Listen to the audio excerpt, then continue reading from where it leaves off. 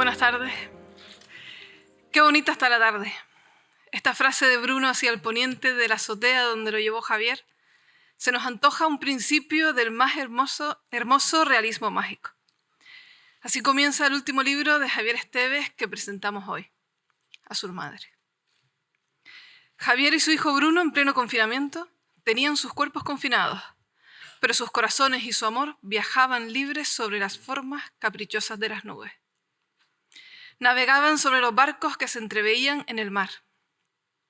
Se inundaron de un cielo poblado de naranjas, rojos, púrpuras y lilas, y acompañaron a las garzas que iban a dormir en la presa de su casa. Qué bonita está la tarde.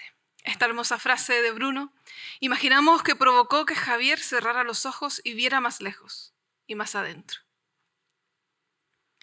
Porque sabemos que para ver dentro de ti y más allá, debemos cerrar los ojos. No vemos con los ojos de ver, sino con los de amar, y esos están en nuestro interior. Por los días del confinamiento, Javier cumplió 44 años y 356 días. Los mismos que vivió su madre el día que lo dejó solo y cargado de preguntas. Ese día, dice, al llegar a casa hice mis cálculos para averiguar qué día, mes y año alcanzaría yo la edad exacta a la que falleció mi madre. Fue como si trazara una frontera a fuego en mi memoria. Aquel día en la azotea, cuando su hijo pronunció esta frase, Javier supo que escribiría la historia de la ausencia y presencia de su madre. Como en El amor en los tiempos del cólera, de Gabriel García Márquez, Javier supo ese día en la azotea de su casa que terminaría escribiendo la historia de su madre con su madre. Como si no fuera una resolución propia, sino un destino inexorable. Javier Esteves es geógrafo y como tal ha recorrido y reconocido los caminos, los árboles, las casas habitadas y deshabitadas de todas las tierras. Las montañas y los barrancos, los valles que podemos ver, oler, tocar y reconocer. Y reconocernos en ellos como algo tangible y vivo. La vida que vivimos está unida a la tierra que pisamos.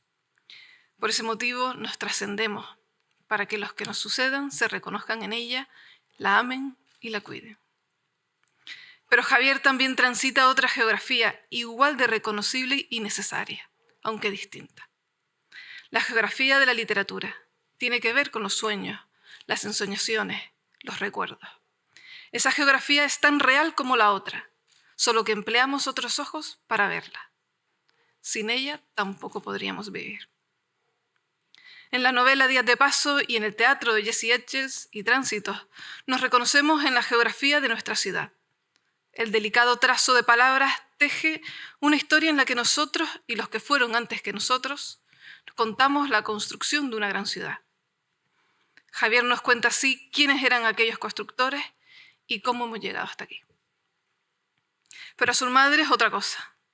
En ella, Javier cierra los ojos y transita la geografía de sus sueños, de sus recuerdos. ¿Que recuerda o solo intuye que recuerda? Va al encuentro de sus recuerdos para traer a su madre a estas páginas. Hay dolor en ellas y amor, y mucho asombro al comprobar cuánto recordamos y nostalgia, claro. En esta maravillosa obra, Javier es su madre y su madre es él. Y está con él y el final es el principio. Javier nació de su madre y al final cree que pudo nacer de su hijo.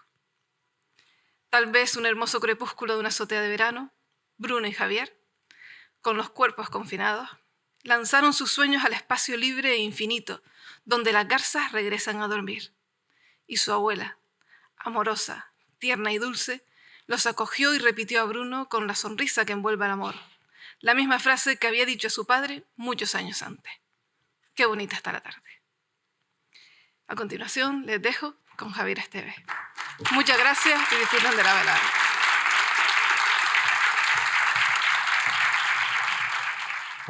Después de oírte me va a costar hablar, pero lo tenía presente que esto podía pasar, o sea que vamos para adelante. Bueno, gracias a todos por estar esta noche aquí. Muchísimas gracias de todo corazón. La presentación de Azul Madre voy a pretender que sea, digamos, como un apéndice también del libro. Yo creo que una de las peculiaridades que tiene Azul Madre es su carácter fragmentario, como los recuerdos. Los recuerdos son siempre fragmentos que nos vienen, flashes, y que luego tratamos de darle una narrativa, un relato, un entendimiento. Pues, como les digo, igual que está el libro, que es muy fragmentario, pero tiene una unidad, tiene una estructura, pues la presentación me gustaría que fuese pues similar, ¿no? Entonces, allá vamos. Mi idea no es leer, voy a intentar hablarles.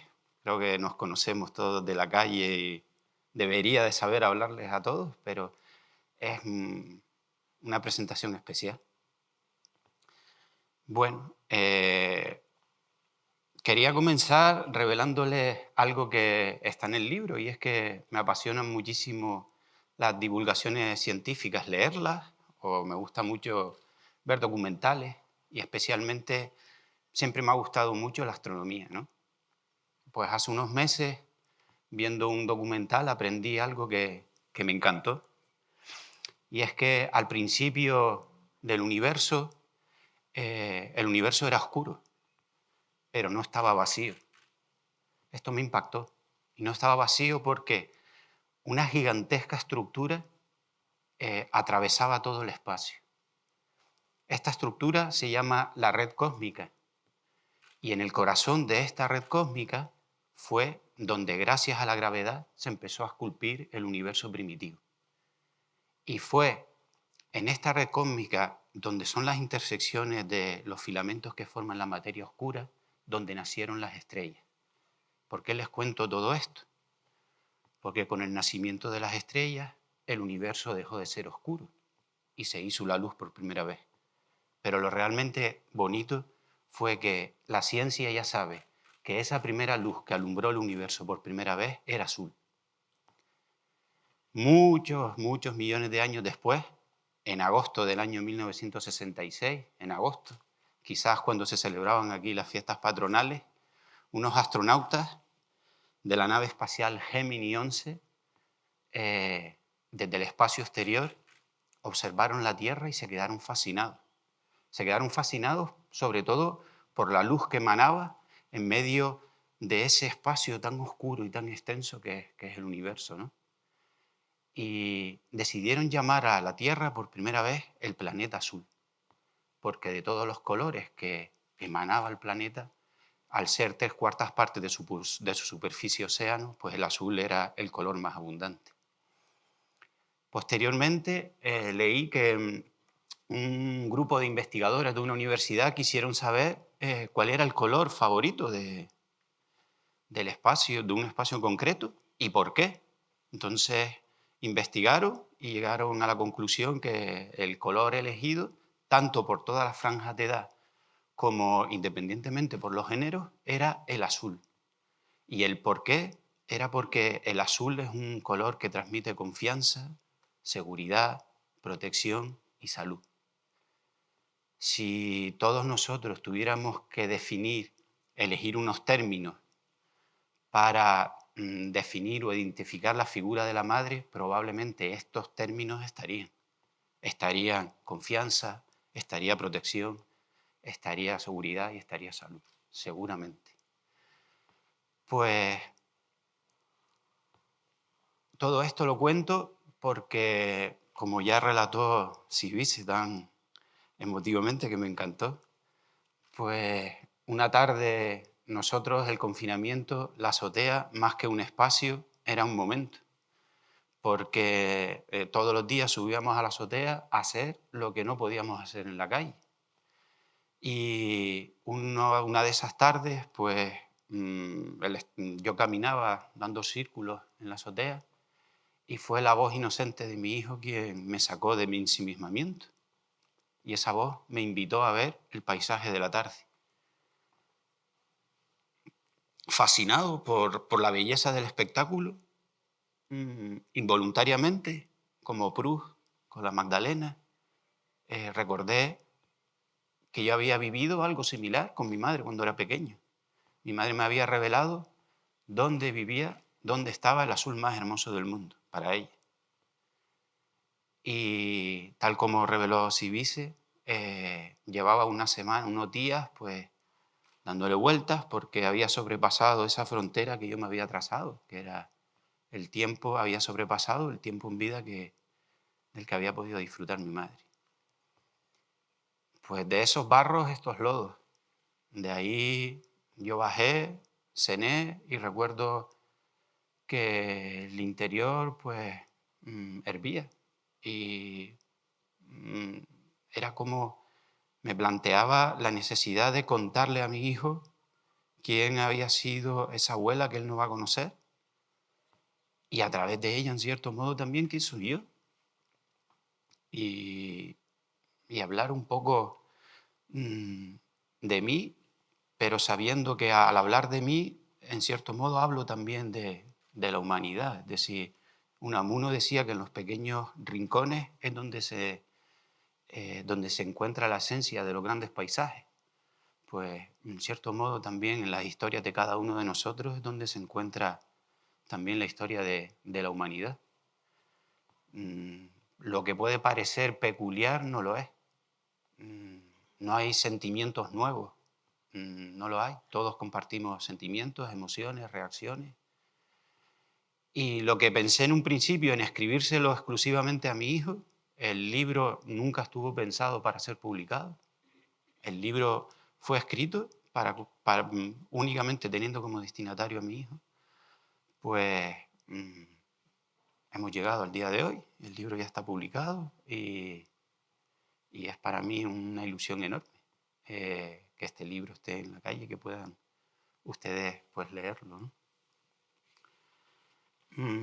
Voy a leer para no perderme porque no quiero dejarme cosas atrás. Vale.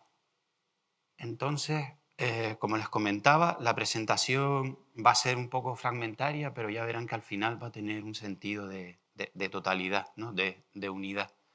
Y yo he querido que hoy me acompañaran dos personas, entre ellos no se conoce, pero que para mí siempre han sido unas personas muy, muy enriquecedoras para mí, porque aprendo siempre mucho con ellos.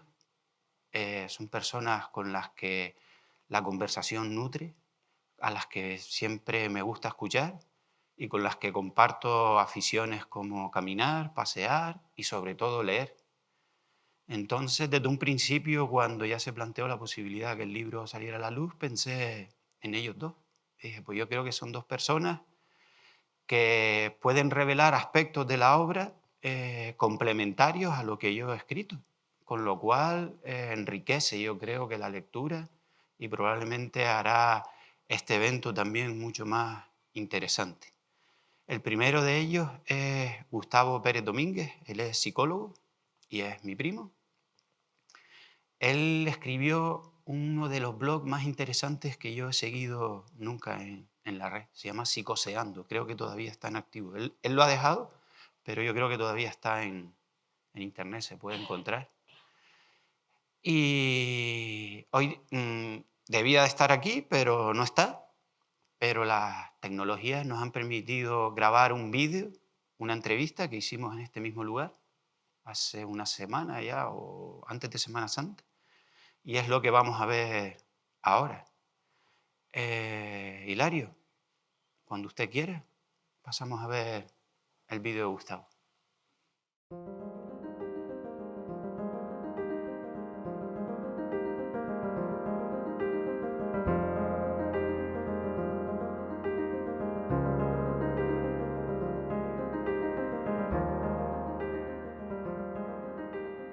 Gustavo, muchísimas gracias por dedicarnos un tiempo a, digamos, a complementar o a explicar, enriquecer la lectura de Azul Madre.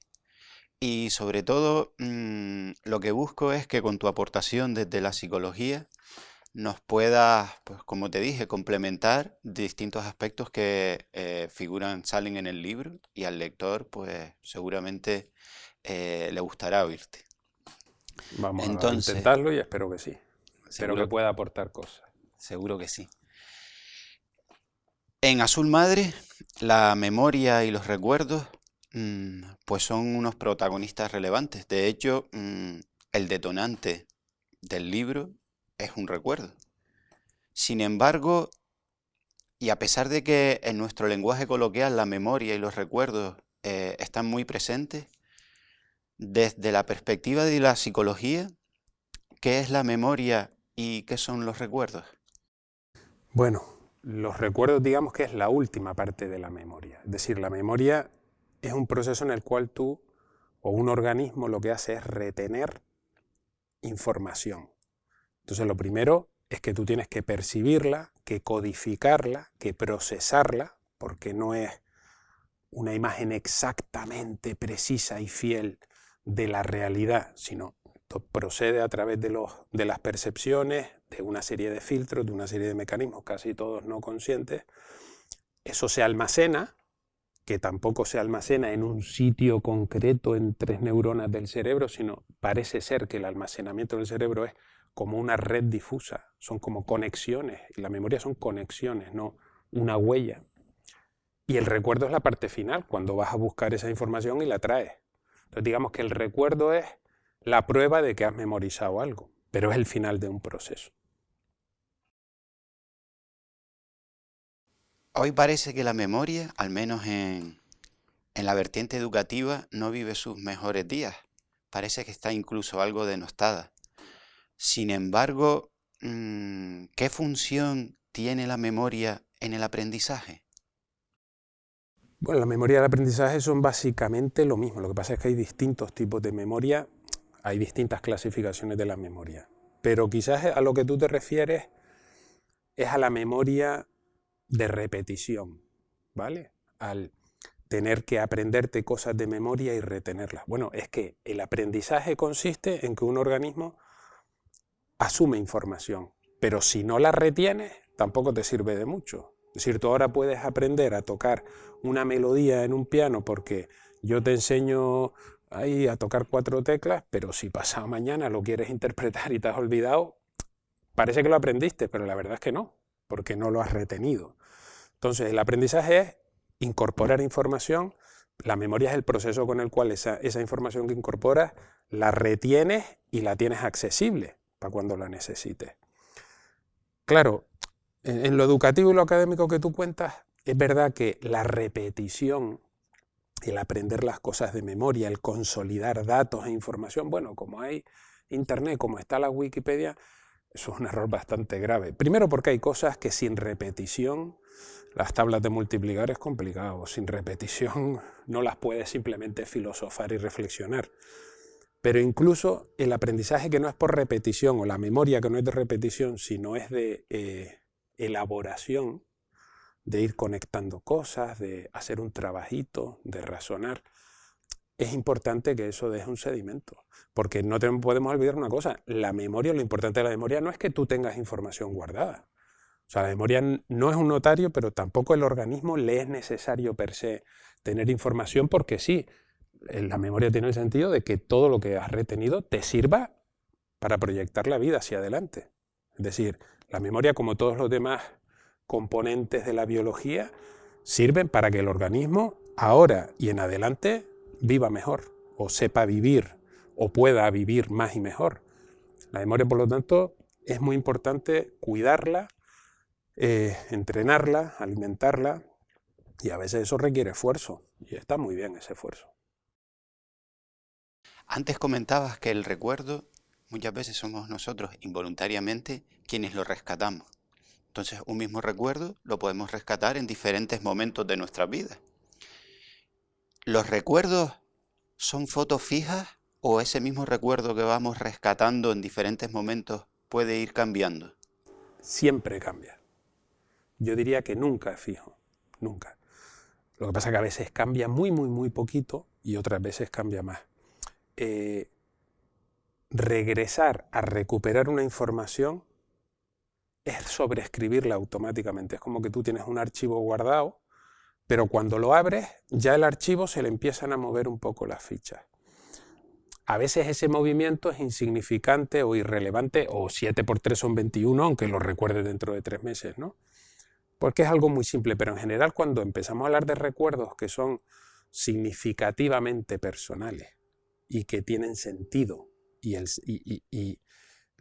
ese tipo de memoria se construye, aunque parezcan hechos, se construye siempre con sentido, por lo que hemos dicho antes, sirve para el organismo y por lo tanto ha de tener un sentido. Ese tipo de recuerdos que tú puedes decir, episodios de la vida, sucesos, anécdotas, acontecimientos, principalmente, y otros también, cuando tú abres ese fichero y ya lo intentas rescatar, tú ya estás influido por quién eres tú en ese momento, para qué lo estás haciendo, lo sepas o no lo sepas, cuáles son tus motivos para estarlo rescatando, conscientes o inconscientes, el contexto, cómo estás tú ese día. Es decir, hay 1000 factores muy sutiles que no necesariamente lo van a modificar mucho, pero que potencialmente es como cuando abres un archivo de Word y le pones el corrector y te corrige 4 palabras y tú lo guardas. Queda guardado como último lo abriste. Las versiones anteriores ya no están, han sido reconfiguradas. El recuerdo es así todo el tiempo. Tenemos lo último que hemos accedido, pero cuando lo abramos, potencialmente igual se mueva alguna pieza. Fijo no es y tampoco es extraordinariamente preciso y fiable, pero es útil, eso sí. ¿Y qué experiencias, es decir, no recordamos todo lo que vivimos, qué experiencias suelen ser las que mejor recordamos? Claro, las que tienen más sentido para un organismo. ¿Y cuáles son las que tienen más sentido? Las que tengan más carga emocional. Es decir, ¿para qué sirven las emociones? Las emociones son un mecanismo. Nosotros racionalmente podemos resolver problemas y podemos decidir cosas y podemos conseguir llegar a un sitio, pero lo que nos dice qué nos importa y por qué que aquello nos interesa o no nos interesa, o queremos acercarnos o queremos alejarnos o queremos actuar o queremos quedarnos pasivos, es la emoción. La emoción nos habla de qué es lo que nos importa en la vida y en qué sentido y a qué tenemos que prestarle atención. Entonces, claro, a mayor carga emocional, más atención y más procesamiento de memoria. Y dentro de todas las emociones siempre hay una que es un poquito más relevante, que es el miedo, porque lo importante es fiarte de aquello que te permita seguir vivo. Y el miedo es la emoción principal desde el punto de vista neurológico, en el sentido de que lo prioritario es no desaparecer, tirar para adelante y seguir respirando. Entonces la emoción de miedo suele ser más intensa. En las situaciones, por ejemplo, que son traumáticas, esa emocionalidad es tan intensa que el proceso del recuerdo se ve alterado, es decir, se fija de una manera que luego resulta muy difícil de modificar, pero precisamente por eso ya no es una memoria viva que te ayuda a vivir, sino te queda enganchado en un sitio y no te deja luego avanzar correctamente. En líneas generales, lo emocional y lo que refleja que tenga más sentido para nosotros es lo que se recuerda mejor. Qué bueno. Al mismo tiempo se recuerda mejor, pero también introduce un filtro, ¿eh? Se recuerda mejor en el sentido de que tienes más claridad al evocarlo, pero no significa que sea más realista y más preciso, porque justamente porque hay una emoción detrás, lo contamina, ¡pum!, te lo filtra un poquito y te lo... Pero como recuerdo, que no es lo mismo que el incidente original, como recuerdo está más vivo, digámoslo así. Entonces, es importante hacernos una narrativa a partir de los recuerdos. ¿Tiene algún valor? ¿Crearnos algún relato de todos esos recuerdos, digamos que en primera instancia parece que están desperdigados por la memoria y sin embargo somos capaces de darles un sentido a través de un relato? ¿Tiene algún valor? Muchísimo. Hay una cosa muy básica que te dice que el que no es consciente de lo vivido tiende a repetirlo. Quien no aprende y por lo tanto tiene memoria, sea un pueblo, sea una civilización, sea una persona, pues lo normal es que siga repitiendo. Es decir, eso te sirve para reorientar la vida y que tu vida sea algo vivo, valga la redundancia, que haya un reajuste continuo. Entonces, en primer lugar, nos sirve desde el punto de vista evolutivo de supervivencia y adaptación. Pero hay distintos tipos de memoria, ¿no? Tú hablas de una memoria muy concreta que es la autobiográfica, pero hay más memorias. Es decir, la primera memoria que aparece es posiblemente antes de nacer, que ya el bebé es capaz de reconocer la voz de la madre antes de nacer y distinguirla de otras voces, o justo en el nacimiento el olor lo identifica el de la madre versus el de otros, ahí ya empieza a haber una memoria, eso ya queda fijado. Eso es justo en el nacimiento, al poco de nacer, y posiblemente desde antes en el sonido. Pero luego viene una memoria de habilidades, es decir, procedimientos. Aprendes a caminar, a moverte, a gatear primero, etcétera, etcétera. Lo vas incorporando. Eso va memorizando, una habilidad que memoriza tu cuerpo. Luego viene una memoria que es semántica, que es cuando empiezas a adquirir el lenguaje y empiezas a adquirir hechos, datos, y empiezas a, más que hechos, digamos datos, empiezas a acumular datos. Que eso es aproximadamente sobre el 3er año de vida. Luego viene la memoria de los episodios, episódica, de sucesos aislados, escenas, que ya eso ya requiere más complejidad de desarrollo neurológico. Y la última, que se empieza a desarrollar a partir de los 4 años, es la autobiográfica, que es esta idea, que supongo que es a la que tú te refieres, que requiere que ya esté formada la semántica y la episódica, es decir, que tengas lenguaje y que puedas acumular vivencias de escenas, pero la autobiográfica es cuando ya tienes que juntarlo todo en un relato. Y entonces ya te construyes una historia que es fundamental porque es la que te responde a la pregunta de quién soy yo. Yo soy el tipo que ha tenido esta vida.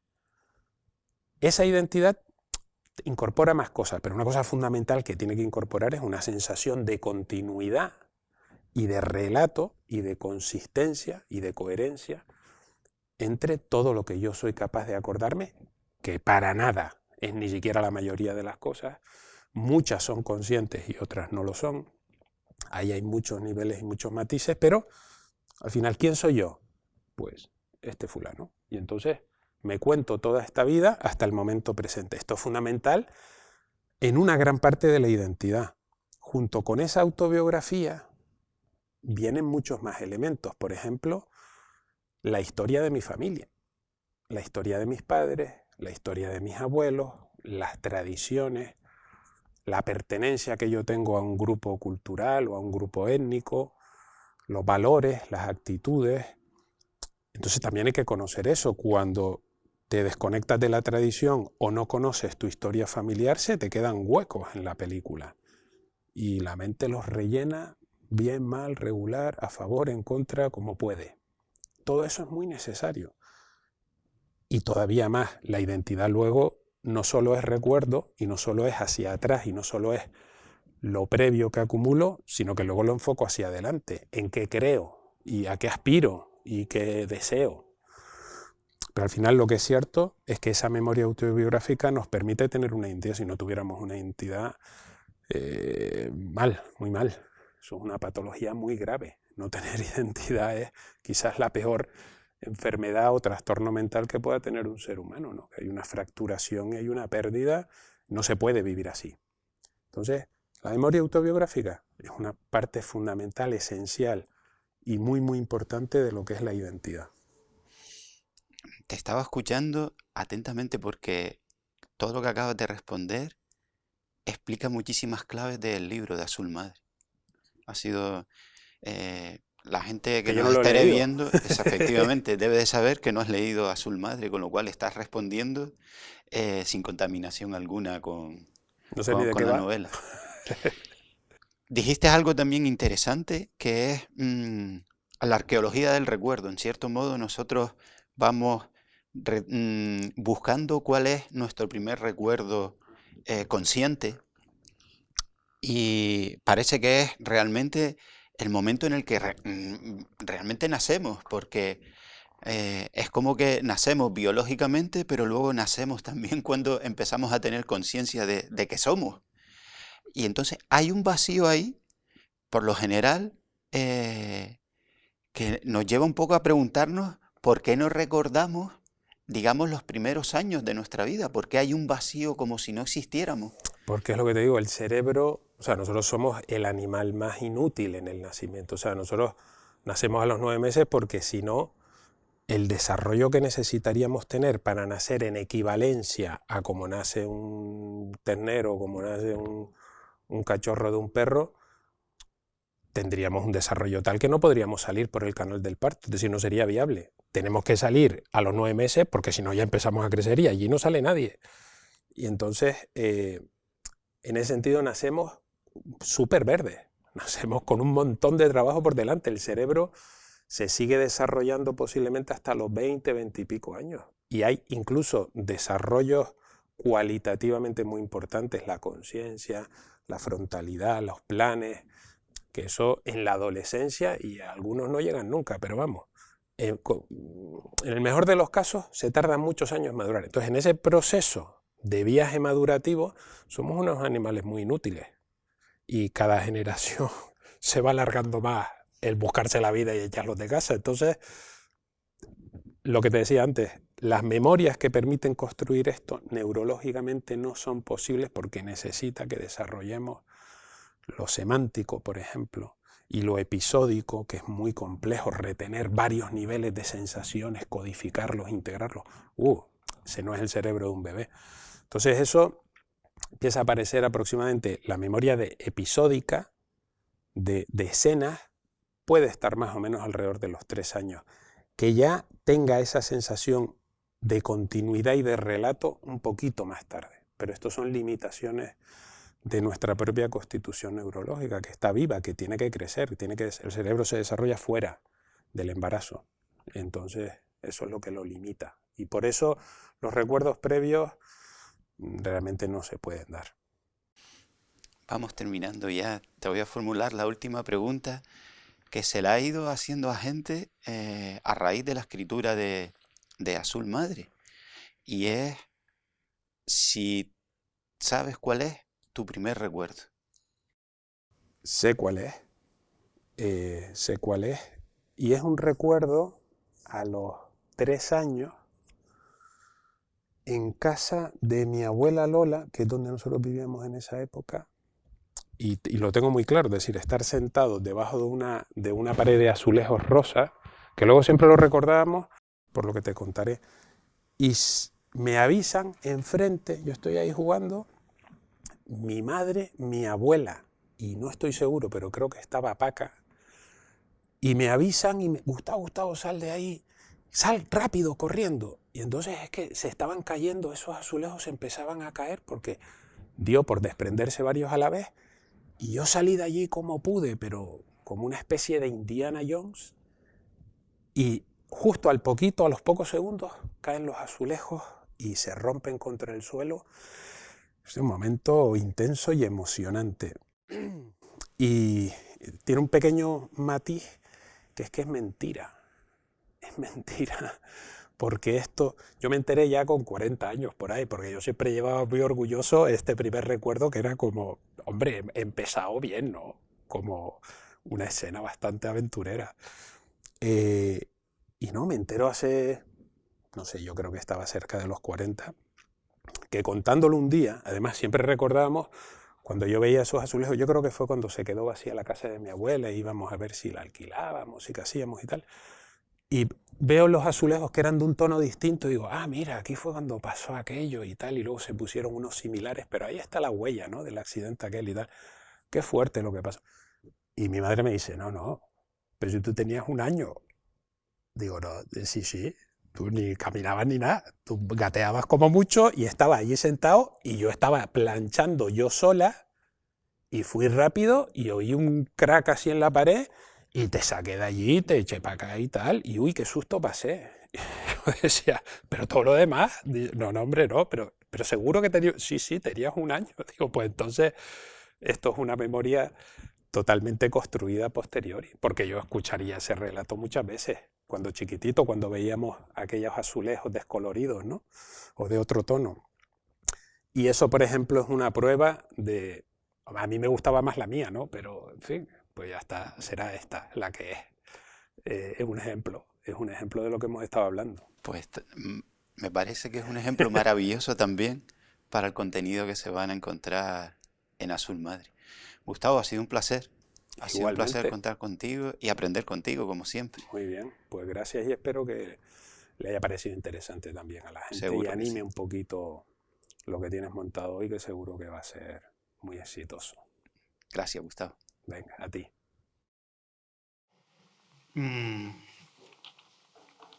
Tengo aquí anotado unas cosas que no me fío de mi memoria ahora y prefiero leérselas.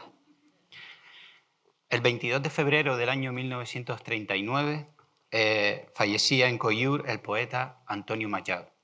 Tenía 64 años. Su hermano José, que le acompañaba, relata que un par de días después encontró en uno de los bolsillos de su chaqueta una cuartilla arrugada donde Antonio Machado había escrito su último verso. Y este decía: este azul de la infancia, estos días azules, perdón, y este sol de la infancia. Hay veces que el talento se arremolina y sale cuando menos se lo espera. Y ese verso, esa ráfaga de luz sevillana que le llega a Antonio Machado con el aire de la muerte, es, en su sencillez, uno de los más hermosos versos que ha leído este servidor. De niño, mi madre me regaló un atlas. Recuerdo que el contenido de aquel atlas me pareció infinito, inmenso. Y una de las cosas que más me llamaron la atención fue descubrir a unos seres humanos que se vestían con unos ropajes azules, un azul intenso, muy vivo, y que aquel azul terminaba impregnándoles la piel, dejándole una coloración precisamente azulada. Estos nómadas del desierto no se llaman a sí mismos tuaregs ni los hombres libres. Se llaman a sí mismos los imoá, que significan los hombres libres. Perdón, es que los solemos llamar los hombres azules por cómo visten, ¿vale? ¿Por qué es azul el cielo? Es una pregunta, me reconocerán, que es bastante razonable. Y la respuesta, la verdad, que me la he aprendido muchas veces, pero siempre que tengo que largarla, pues la olvido. Sin embargo, me quedo con la pregunta que me parece hermosísima. ¿Por qué es azul el cielo? Goethe describe el azul como un color vivo, pero que carece de alegría. Perturba más que alegre. En alemán, estar azul significa estar borracho. Y en Inglaterra, la hora azul es la happy hour, la hora de la bebida. En inglés, probablemente a consecuencia de los excesos etílicos, blue tiene una acepción anímica. Son estados del ánimo que quieren decir melancolía, tristeza, decepción. En castellano, en español, no se sabe cuál es el origen de la palabra azul. Hay muchas hipótesis, pero no se sabe a ciencia cierta de dónde viene la palabra azul. Pero sí que sabemos que sus acepciones siempre tienen que ver con el color. El ser humano, probablemente herencia de cuando vivíamos en la selva, somos capaces de distinguir hasta 100 tonalidades de azul. Ahora vamos a añadirle una nueva, azul madre. Cuando lean el libro, verán que se lee en clave azul, pero nadie sabrá capaz de decir qué tonalidad azul es la que impera en todo el libro. Unas veces el azul será más intenso, otras veces será más apagado, unas veces será celeste, otras veces será pastel, unas veces será casi negro. De ahí viene azul madre. Azul madre es un neologismo, es una palabra inventada. Es una palabra inventada por un relato. Y es una palabra que nace de la combinación de dos elementos, la emoción y la memoria. Siani es la persona que ahora va a subir.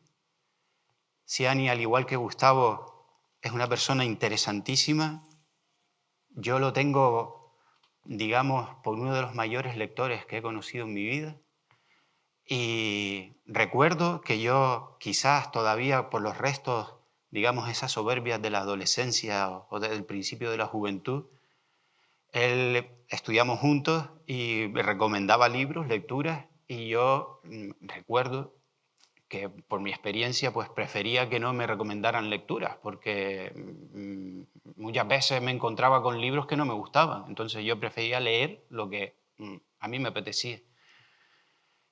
Y una vez fui a la casa y me encontré con una biblioteca completísima, ordenadísima y con un criterio, con una calidad que me ha parecido prácticamente inédita. Y ahí tuve que reconocer con humildad que si de alguien tenía que dejarme recomendar lecturas era Porciani. Y quería que hoy ustedes lo conocieran y lo escucharan, porque al igual que Gustavo, me parece que son personas que merece la pena siempre escuchar. Ciani, cuando quieras.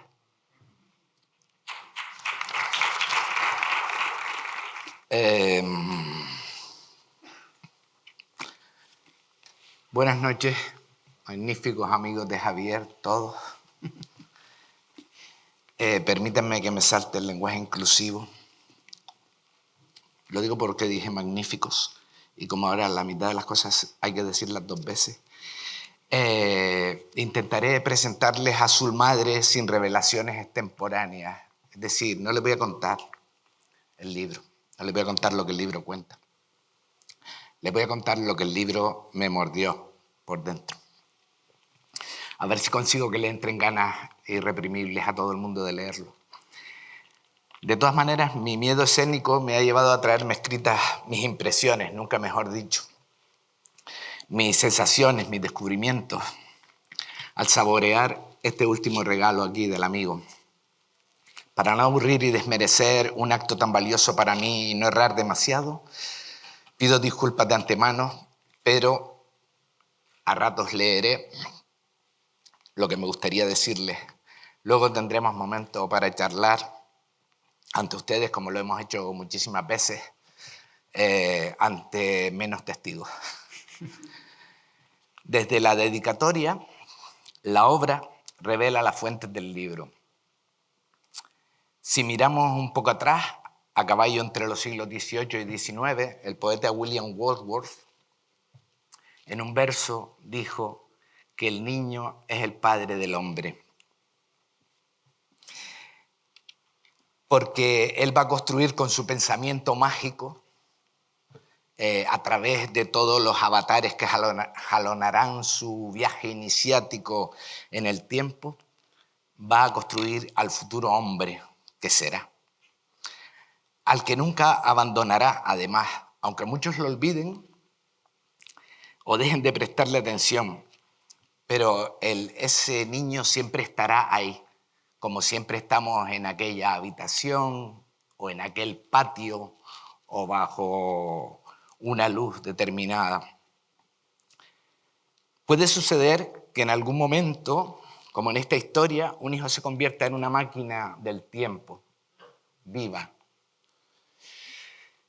En una puerta por la que accedemos a ese patio de nuestra infancia y una enorme ola de imágenes y de recuerdos nos revuelca sin anestesia, como dice Aristarain,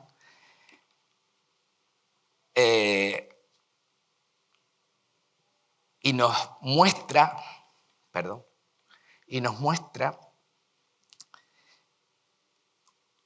la realidad desde otra perspectiva. Eso es lo importante. En ese momento, si antes no fuimos conscientes de ello, esa epifanía cambia nuestra mirada. Todo se amplifica, lo absorbe todo, como cuando fuimos nuestro propio padre. Ahora, cuando de todo hace ya más de 30 años, y la percepción está muy adormecida a fuerza de la cotidianidad que adormece los sentidos, qué sorpresa tan prodigiosa es encontrarse en un momento como ese. La memoria y una cita inician este viaje, abren el telón de esta representación, típico de él, que ya lo ha abierto muchas veces, y como el mismísimo Ulises me subo a largo, dispuesto a navegar toda la historia que me había regalado. Yo sí he leído el libro. Me permitiré un mínimo exordio, un prólogo personal. La lectura ha sido durante muchos años una de las pasiones que nos ha unido. También ha sido un refugio, un enorme pecio lleno de tesoros, donde nos sumergimos y transitamos por el pensamiento, por la imaginación e incluso por los sueños de otros, que como nuestro amigo han sido valientes. Lo han escrito para ofrecerlo a todos los aventureros, a todos los atrevidos capaces de mirar dentro de un libro y dejar de atender la lluvia de estímulos con la que nos bombardean los medios de comunicación de masa, las redes sociales, atender al individuo que somos y no tanto a la colmena en la que vivimos. Esta pasión, en mi caso, me ha llevado a la necesidad de generar un relato interior con el que intento, de cada instante que vivo, genero un relato con el que intento explicarme la realidad. Intento además retenerla, como decía Gustavo. Y es muy importante porque me permite vivirlo otras veces. Ese instante que he vivido, me he relatado, me permite luego recuperarlo, al menos en breve, después a lo mejor se olvida. Y esto es un hecho simultáneo, es una costumbre.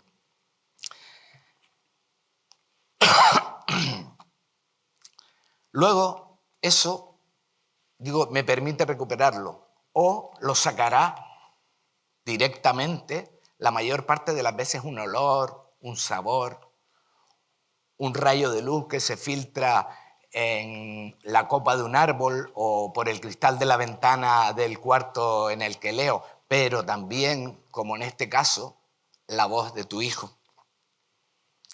Me atreví a la lectura y me zambullí en ella como en un mar transparente, ávido de escucharle como siempre que leo algo suyo, convencido de que me va a descubrir cosas que serán importantes para mí, como tantas y tantas conversaciones mantenidas que muchas veces situamos en la facultad, porque hace mucho que estudiamos juntos.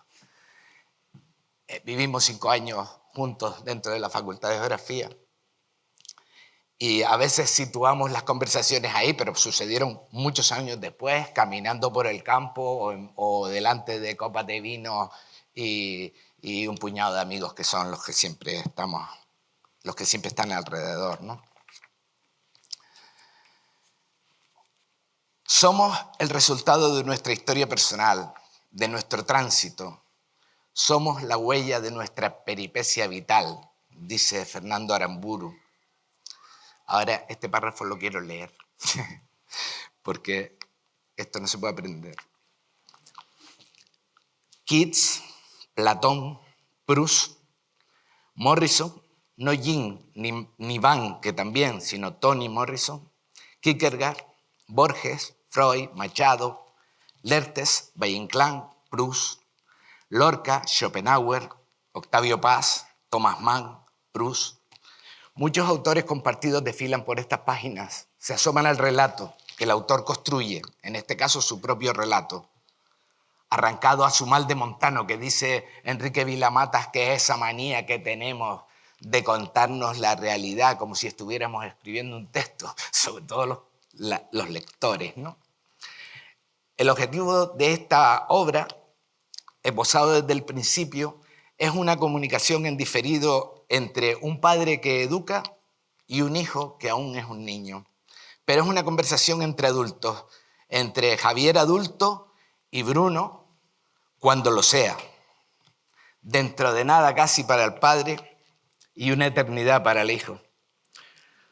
Un día leí no sé dónde que educar no es enseñarle al hijo lo que no sabe, sino ayudarle a convertirse en una persona que no existe. Entramos en la historia después de una introducción sinfónica con todas estas voces que acabo de nombrar y más. Una lectura llena de resonancias en mi caso. Claro, hemos vivido muchas cosas juntos. El título del capítulo, Ella, en mayúsculas, que corresponde también, yo escribí, cuando escribía poemas, cuando era joven, escribí un poema que se llamaba Ella, y habla de mi madre precisamente. La radio Phillies, que conservo en mi biblioteca, El sabor de la mantequilla en bola con perejil sobre el pan tostado, Christian Bale de niño cantando su Hogan, que aparece en el libro con la voz de Reinberg, un cúmulo de imágenes que se agolpan mientras leo emocionado y me arrancan algunas risas, algunas carcajadas y algunas lágrimas también. Se trata de un viaje iniciático para Bruno. No, ¿dónde está Bruno? Porque está escondido. Se trata de un viaje iniciático para Bruno, sin duda, a través de personas, momentos y lugares familiares, siempre centrado en ella, con mayúsculas, en la abuela que no conociste, pero de la cual guardarás un magnífico recuerdo, una imagen imborrable que tu padre te ha legado en este testamento emocional. Un día lo entenderás. La imagen que resulta de esta éfrasis inversa es un cuadro pintado con todo el amor de un hijo, con colores, sonidos, bellezas descubiertos a la luz de su mirada, la de ella con mayúsculas. Emociona un poco más. Es una historia de ternura infinita, una explosión de la memoria detonada por Bruno, que mencionó el crepúsculo y a ojos de su padre se convirtió en recuerdo. Cuenta Leila Guerriero, que el cocinero Michel Bras, en su restaurante en La Campiña, al atardecer sacó a todo el personal de la cocina y le dijo: vamos fuera, a la terraza todo el mundo. Y se fueron todos a la terraza a ver el crepúsculo. Y cuando terminaron de ver el crepúsculo les dijo: ahora todos a la cocina y pongan eso en los platos. ¿Cómo se pone el crepúsculo en un plato?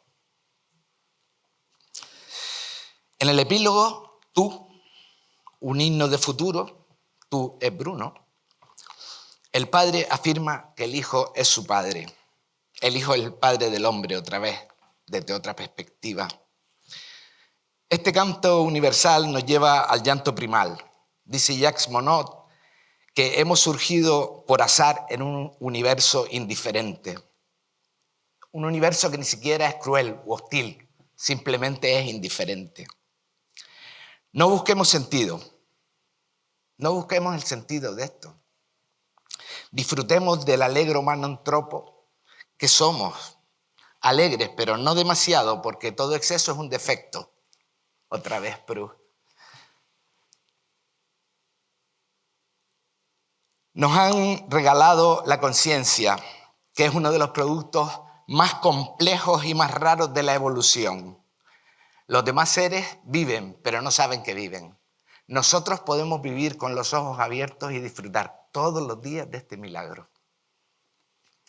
El abrupto relieve emocional que lleva desde las cimas más elevadas de la belleza y la ternura hasta los abismos más profundos del dolor y la ausencia, determina la geografía de esta intrahistoria, de esta feliz intimidad truncada, de esta ineluctable extinción cuyo tempo y armonía viene marcado sin duda por la mirada y la preciosa sonrisa de una mujer viva, ella con mayúsculas. Para acabar con esta... No le voy a leer todo esto. Esto es para él. Para acabar con esta presentación, me gustaría leerles un poema de Alejandra Pizarnik, que es para mí la experta en el dolor.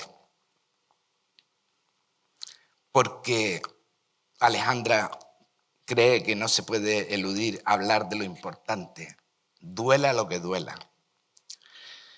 Dice: vivificar la muerte y transmutar su presencia se trata de un proceso tan terriblemente delicado que conviene nunca soslayarlo.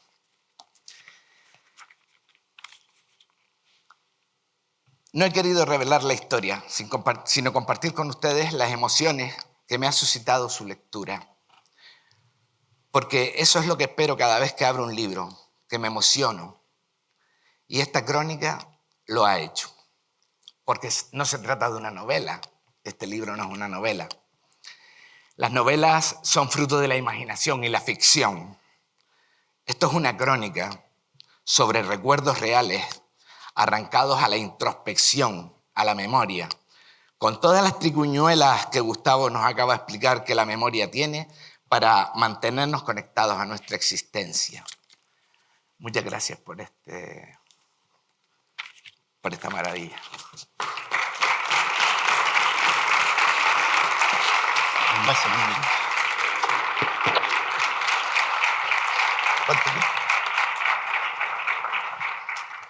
Bueno, yo quiero aprovechar la presencia de Siani para sacarle cosas que yo creo que vale la pena que cuente. Ahora que está de moda el senderismo, caminar, aplicaciones, los senderos todos bien señalizados, quiero contarles que él es probablemente la persona No, pero no hables mucho de mí. que más ha leído el territorio con los pies que yo conozco. Él trabajó un tiempo importante recorriendo toda la isla de Gran Canaria y registrando todos los nombres de los lugares para evitar que se perdieran. A mí me parece un trabajo inconmensurable, pero a la vez hermosísimo e importantísimo para la identidad de la isla. No sé, me gustaría que contaras alguna anécdota de topónimos, de nombres así de la isla, ya que estás aquí. Bueno, algo que tenga gracia. Bueno. Sí, hay una anécdota que a mí nunca se me olvidará y siempre que alguien me pregunta sobre cuestiones que sucedieron durante el trabajo de la recuperación de la toponimia de Gran Canaria, es un personaje que era socarrón, fue difícil entrar, pero cuando entré me quedé porque era un sabio, ¿no? Se llama Ramón Rivero, pastor de Ventanieves y de la Majada Alta. Eso está en Artenara, al lado de la presa Las Niñas. Ramón Rivero, aparte de enseñarnos a distinguir unas cabras de otras por los pelos, los cuernos, las orejas, las manchas, aparte de eso, era un tipo muy sui generis, muy singular. Y un día le pregunté, Ramoncito, ¿usted qué lleva en el zurrón? Y me dijo, en mi zurrón siempre va gofio, queso y 2 libros. Me dejó pasmado. Un hombre que estaba botado en la Majada Alta, en medio de la nada, porque aquello es la nada, ¿no? Los pinos están alrededor, pero en la Majada Alta no hay nada, no hay sino un pastizal, ¿no? 2 libros en el zurrón. Y yo le dije, ¿y cómo consigue los libros? Claro, porque está allí. Y entonces él me dijo, mi hija baja todos los viernes por el pie de la cuesta hasta la biblioteca de Mogán y me trae para toda la semana. Me dejó pasmado. Esa es una anécdota que recuerdo.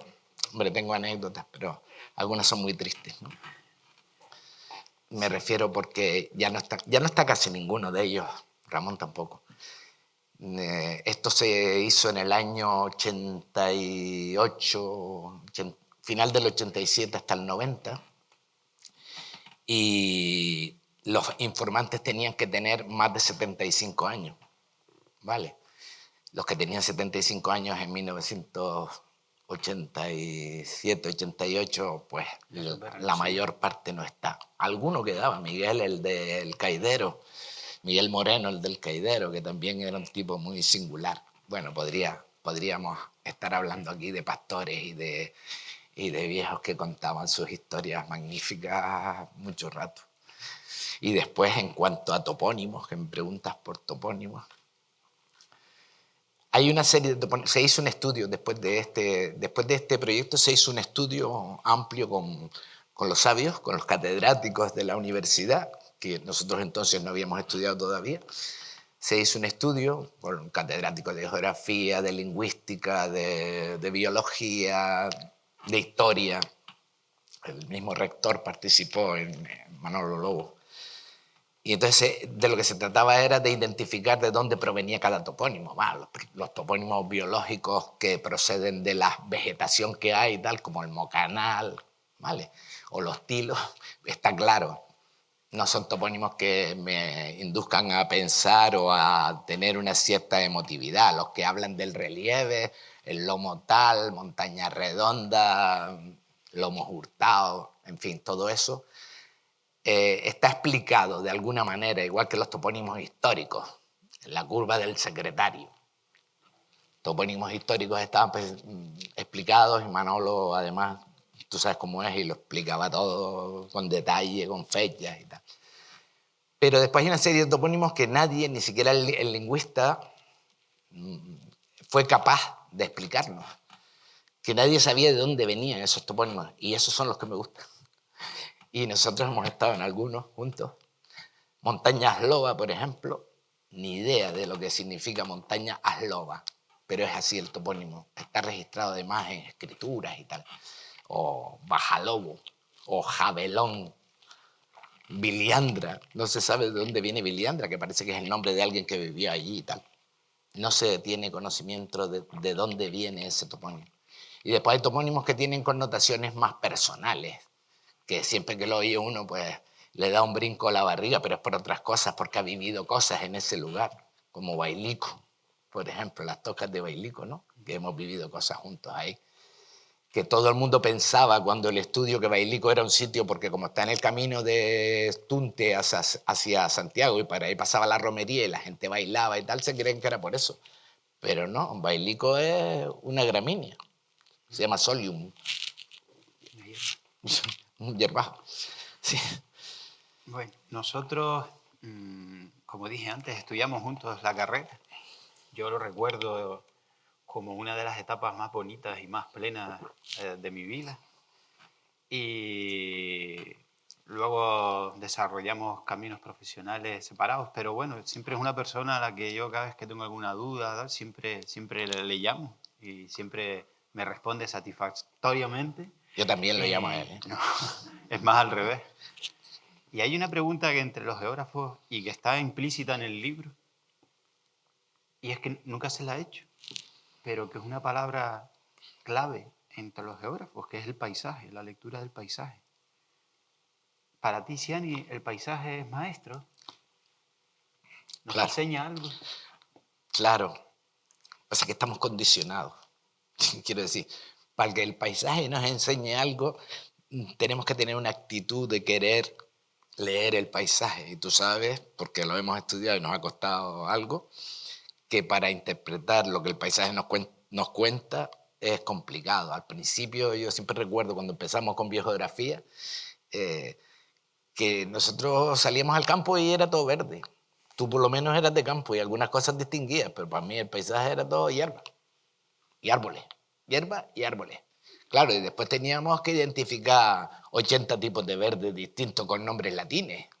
Entonces, la cosa es distinta. Pero al margen de eso, el paisaje siempre nos enseña, siempre nos va mostrando, si nos paramos y lo miramos, siempre nos muestra algo acerca de su historia, de cómo se produjo. Siempre vemos diferencias de materiales, si miramos, si no, todo es tierra. Vemos diferencias de materiales, diferencias de verdes. Yo creo que es muy importante.